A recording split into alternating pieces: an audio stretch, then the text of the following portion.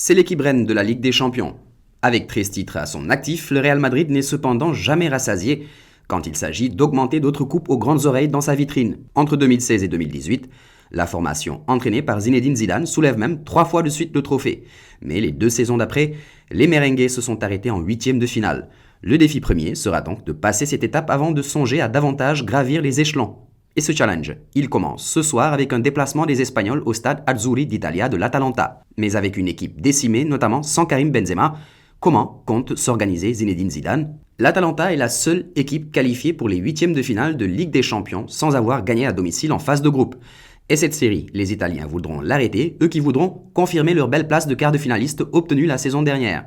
En Serie A, les hommes de Gasperini occupent la 5e place à 6 points de la 2e et ont enchaîné avec 2 succès lors de leurs 2 derniers matchs.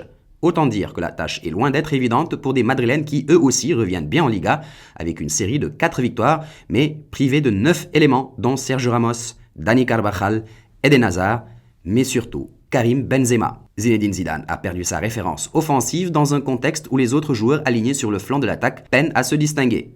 Seul Marco Asensio était ces dernières semaines capable de faire des différences dans les derniers mètres, sans parler du fait qu'il n'est aucun remplaçant de garantie dans l'effectif, Mariano Diaz étant hors de rythme comme il l'a montré contre Valladolid ce week-end. Le tacticien merengue qui a laissé partir Luka Jovic en prêt à l'Eintracht Francfort en janvier n'a donc que peu de véritables alternatives, pour ne pas dire aucune, afin de couvrir l'absence de son numéro 9. Avec Mariano Diaz en pointe de l'attaque, les merengues peuvent cependant avoir d'autres alternatives.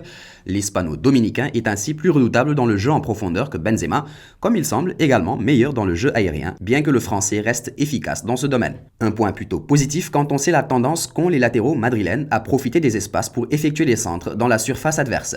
Face à l'Atalanta, équipe pour le moins offensive, Mariano risque aussi d'avoir des espaces à disposition et ainsi marquer des points pour avoir un rôle plus ou moins important d'ici la fin de la saison. Rappelons que le coup d'envoi du match sera donné à 20h GMT. C'est la fin de la vidéo, chers abonnés, mais avant de nous quitter, dites-nous qui de l'Atalanta ou du Real Madrid va remporter cette première manche. Laissez vos pronos en commentaire.